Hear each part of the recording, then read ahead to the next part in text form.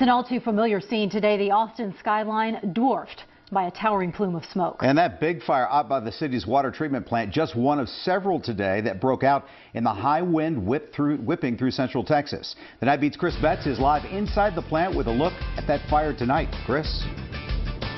Well, Tyler, Terry, those of you at home, just be thankful that they haven't invented smell-o-vision yet, because what you see behind me are literally giant burning piles of compost. Now, I know it looks like we are reporting live from a volcano, but yes, these are compost piles.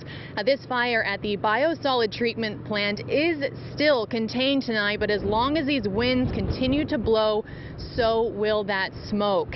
And this isn't the first fire that we caught on our cameras today. Smoke billowing for hours after piles of compost ignited on Monday. So when we have these kind of very unusual high winds, they ignite fires, and that's what's happened here.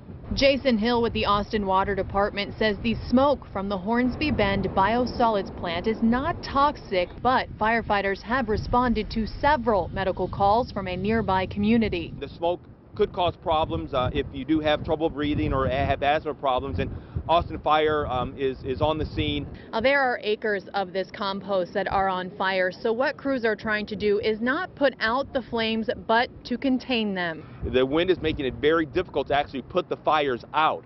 So what they can do right now, and what they are doing, is they've created a perimeter, and they're making sure that that fire stays within that perimeter. In Cedar Park, another fire, also started by high winds, broke out near Lakeline Mall. It started obviously by a cigarette or by a car passing by with some hot brakes. Only an acre burned, but crews acted quickly, knowing how fast the fire could spread. Yeah, it started out pretty small, but what we always try to do is try not to let it get to the taller grass and run further down the road. In Round Rock, I-35 shut down for almost 15 minutes after a grass fire burned nearly 20 acres. The brush fires may be out now, but the danger in southeast Travis County is not over as long as the wind continues to fuel these flames. And you can see tonight flames continue to shoot out of these compost piles. Now remember, it could be several days before this is completely out, so expect to keep seeing that smoke and try to avoid breathing it in if at all possible. Reporting live from southeast Travis County, Chris Betts, KVUE News Night Beat. Impressive scene there behind you. Thanks so much, Chris.